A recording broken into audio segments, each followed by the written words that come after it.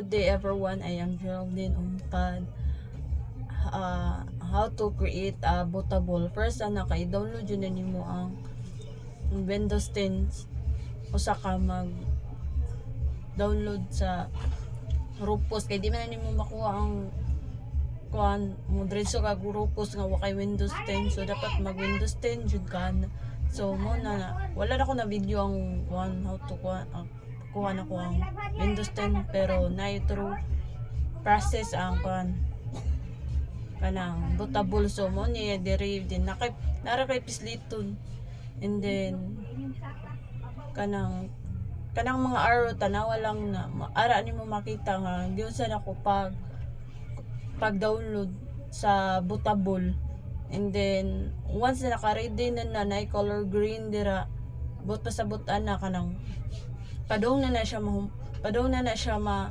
ma-download ang bootable din.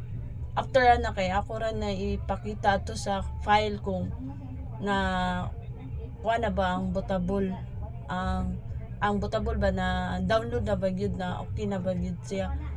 Ato lang ang waton ang green nga mapuno na siya.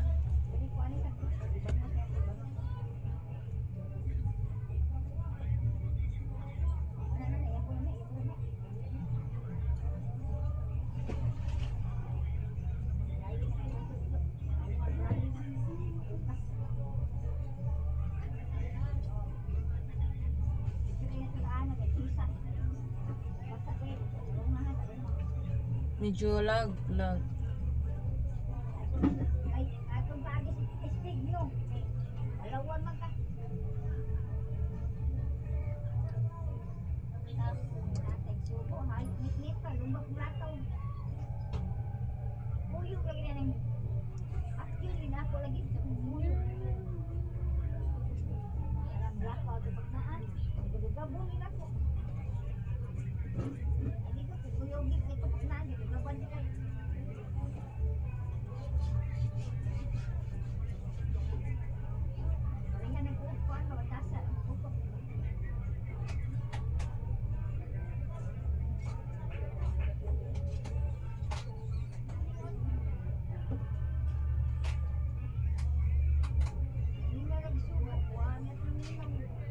Adara okay na siya na ano na fine na.